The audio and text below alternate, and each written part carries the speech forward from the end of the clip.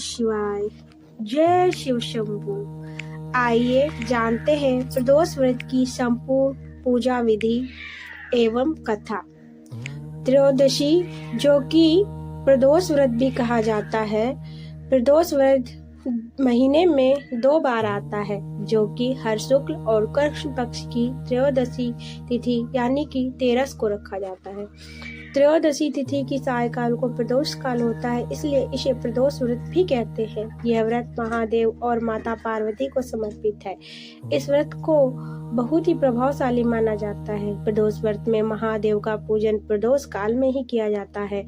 माना जाता है कि प्रदोष काल में महादेव का पूजन करने से सभी देवी देवताओं से आशीर्वाद प्राप्त होता है।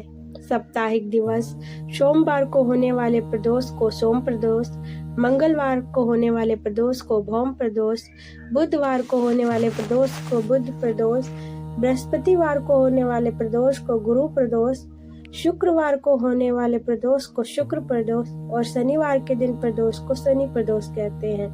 वैसे तो त्रयोदशी तिथि ही भगवान शिव की पूजा के लिए सर्वश्रेष्ठ है, परंतु प्रदोष के समय शिव जी की पूजा करना और भी लाभदायक है। प्रदोष काल सूर्यास्त के 1.5 घंटे बाद तक माना जाता है। इसके अलावा प्रदोष काल को खास तौर पर महादेव का ही पूजन किया जाता है।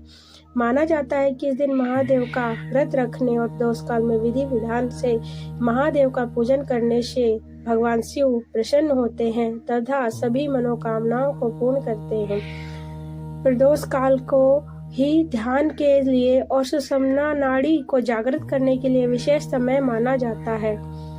प्रदोष व्रत एक ही देश के 2 अलग अलग शहरों के लिए अलग अलग हो सकते हैं। चूंकि प्रदोष व्रत सूर्यास्त के समय त्रयोदशी के प्रबल होने पर निर्भर करता है तथा 2 शहरों का सूर्यास्त का समय अलग अलग हो सकता है। इस प्रकार इन दोनों शहरों के प्रदोष व्रत का समय भी अलग अलग हो सकता है। कभी कभी ऐसा भी देखने को मिलता है कि प्रदोष व्रत त्रयोदशी से एक दिन पूर्व द्वादशी तिथि के दिन ही हो जाता है। सूर्यास्त होने का समय सभी शहरों के लिए अलग अलग होता है, अतः प्रदोष व्रत करने से पूर्व अपने शहर का सूर्यास्त समय अवश्य जांच लें। अब जानते हैं इसका क्या महत्व है। त्रयोदशी तिथि का मूलतः संबंध चंद्रमा से है। यदि कुंडली में चंद्रमा की स्थिति सही नहीं है तो त्रयोदशी या प्रदोष व्रत करने से लाभ मिलता है।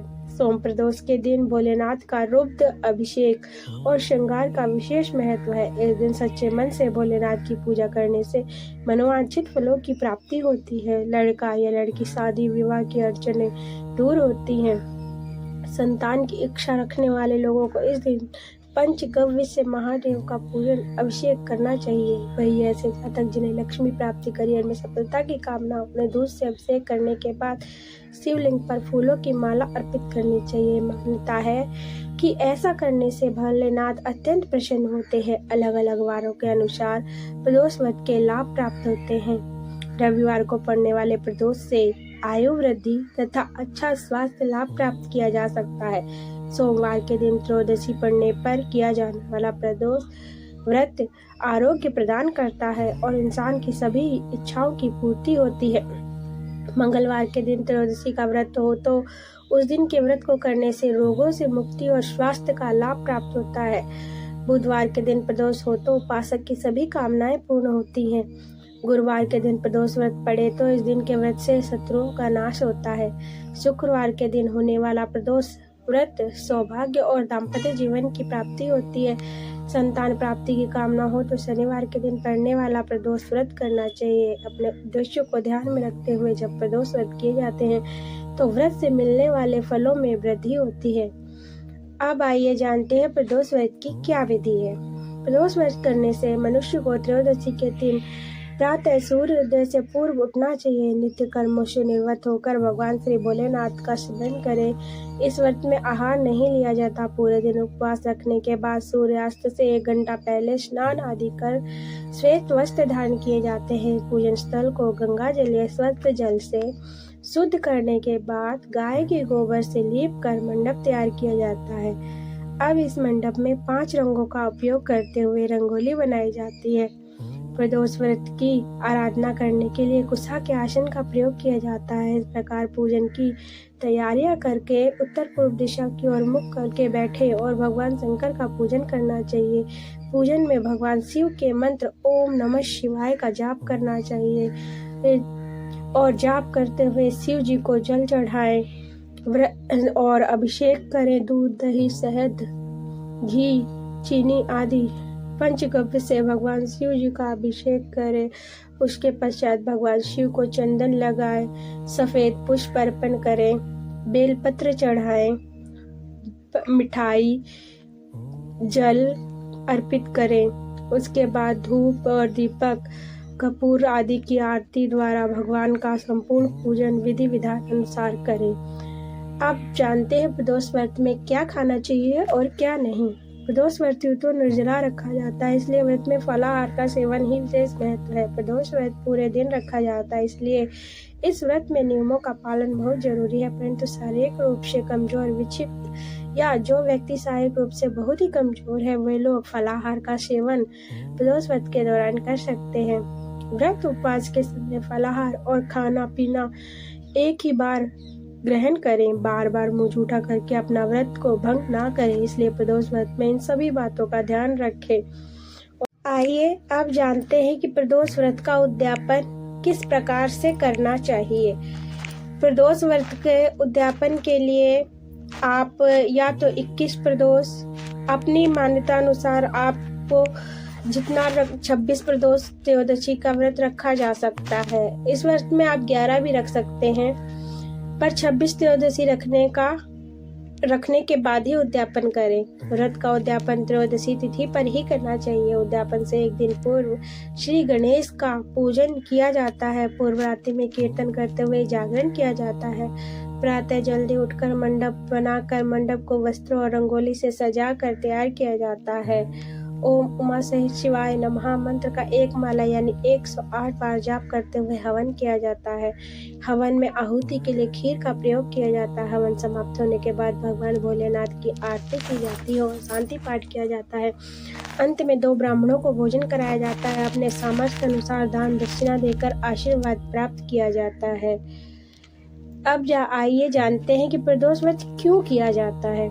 कहा जाता है कि समुद्र मंथन के दौरान जब हलाहल विष निकला था तो षष्ठी को बचाने के लिए उस भयंकर विष को शिव जी ने पी लिया था और वह विष इतना ज्यादा असरकारी था कि उसके पीने के बाद महादेव का कंठ नीला पड़ गया था और विष के प्रभाव से उनके शरीर में असहनीय जलन होने लगी थी। तब देवताओं ने जल, बेलपत्र वगैरह से महादेव को की जलन को समाप्त करने के लिए उन पर जल आदि चढ़ाया था। जिस समय घटना घटी थी उस समय त्रयोदशी तिथि थी, प्रदोष काल था। संसार को विष के प्रभाव से बचाने के बाद देवता ने इसी प्रदोष काल में महादेव की स्तुति की। प्रसन्न होकर महादेव ने भी तांडव किया था। तभी से हर त्रयोदशी तिथि को प्रदोष काल महादेव के पूजन की परंपरा चली आ रही है और इस दिन रखा जाने वाला प्रदोष व्रत के नाम से प्रसिद्ध हो गया।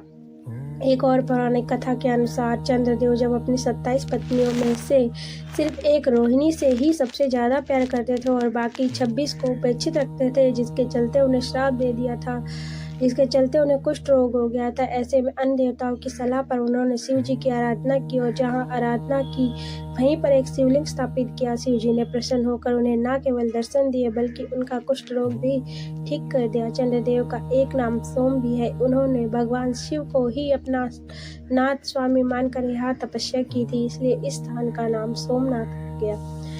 अब जानते हैं त्रयोदशी की क्या कथा है। स्कंद पुराण में वर्णित है। एक कथा के अनुसार प्राचीन काल में एक विधवा ब्राह्मणी अपने पुत्र को लेकर भिक्षा लेने जाती थी और संध्या को लौटती थी। इस दिन जब वह भिक्षा लेकर लौट रही थी तो उसे नदी किनारे एक सुंदर बालक दिखाई दिया जो विदर्भ देश का राजकुमार धर्मगुप्त था। शत्रुओं ने उसके पिता को मारकर उसका राज्य हड़प लिया था। उसकी माता की मृत्यु भी अकाल हुई थी। ब्राह्मणी ने उस बालक को अपना लिया और उसका पालन पोषण किया। कुछ समय पश्चात ब्राह्मणी दोनों बालकों के साथ देवयोग से देव मंदिर गई। वहां उनकी भेंट ऋषि शांडिल्य से हुई।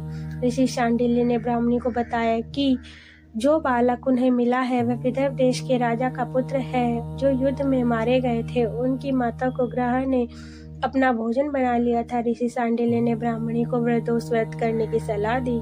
ऋषि आज्ञा से दोनों बालकों ने भी प्रदोष व्रत करना शुरू कर दिया। एक दिन दोनों बालक वन में घूम रहे थे, तभी उन्हें कुछ गंधर्व कन्याएं नजर आईं।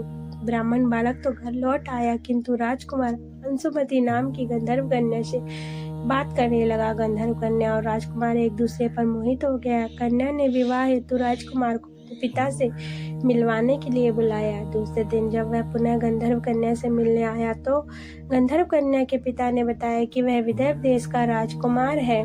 भगवान शिव की आज्ञा से गंधर्व राज ने अपनी पुत्री का विवाह राजकुमार धर्मगुप्त से कराया। इसके बाद राजकुमार धर्मगुप्त ने गंधर्व सेना की सहायता से विदर्भ देश पर पुनः अधिकार प्राप्त किया। यह सब ब्राह्मणी और राजकुमार धर्मगुप्त के प्रदोष व्रत करने का फल था। स्कंद पुराण के अनुसार जो भक्त प्रदोष व्रत के दिन शिव पूजा के बाद एकाग्र होकर प्रदोष व्रत कथा सुनता है या पढ़ता है, 100 जन्म तक कभी भी दरिद्रता नहीं होती, वह दाम्पत्य जीवन खुशहाल रहता है।